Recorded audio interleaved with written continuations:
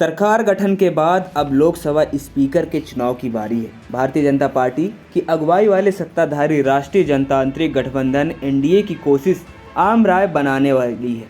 BJP ने इसके लिए रक्षा मंत्री राजनाथ सिंह को जिम्मेदारी दी है कि वो आज सहयोगी पार्टियों के साथ ही विपक्षी दलों से बात कर स्पीकर को लेकर आम सहमति बनाने का प्रयास करें। वहीं विपक्ष इसे पिछली लोकसभा में रिक्त रहे डिप्टी स्पीकर पद के लिए सरकार पर दबाव बनाने के लिए मौके की तरह देख रहा है। विपक्षी इंडिया ब्लॉक के नेता बार बार ये कह रहे हैं कि डिप्टी स्पीकर का पद विपक्षी गठबंधन की किसी पार्टी को नहीं मिला है, तो हम स्पीकर के लिए चुनाव में उम्मीदवार उतारेंगे। वहीं विपक्ष बार बार इस बात पर भी जोर दे रहा है कि स्पीकर पद के लिए चंद्रबाबू नायडू की अगुवाई वाली तेलुगु देशम पार्टी टीडीपी और नीतीश कुमार की जनता दल यूनाइटेड की कोशिश करानी चाहिए। वहीं शिवसेना के राज्यसभा सांसद संजय राउत कह चुके हैं कि स्पीकर के लिए टीडीपी अगर उम्मीदवार उतारती है तो हम यह सुनिश्चित करने की कोशिश करेंगे कि इंडिया ब्लॉक की पार्टियों का समर्थन उसे मिले। अब सवाल ये उठ रहा है कि स्पीकर चुनाव के लिए टीडीपी को इंडिया ब्लॉक की ऑफर से क्या बीजेपी का गणित उलझेगा? स्पीकर चुनाव में विपक्ष के लिए कितनी संभावनाएं हैं और लोकसभा का नंबर गेम क्या है?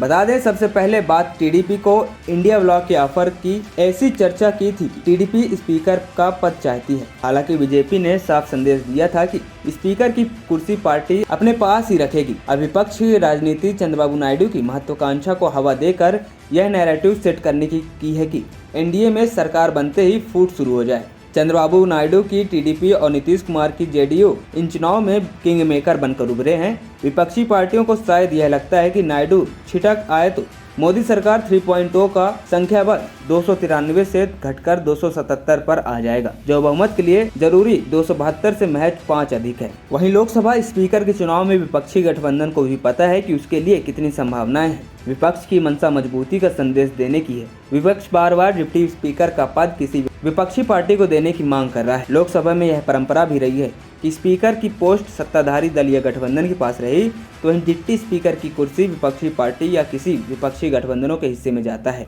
वहीं पिछली लोकसभा के कार्यकाल में पूरे 5 साल तक डिप्टी स्पीकर का पद खाली रहा। अब विपक्ष की राजनीति सरकार को इस बात के लिए तैयार करने की है कि अगर वह आम सहमति से स्पीकर चुनना चाहती है तो उसे डिप्टी स्पीकर का पद विपक्ष को देने की परंपरा का भी पालन करना होगा। बता दें, लोकसभा के नंबर 1 गेम की बात करें तो बीजेपी की अगुवाई वाले एनडीए के 293 सांसद है।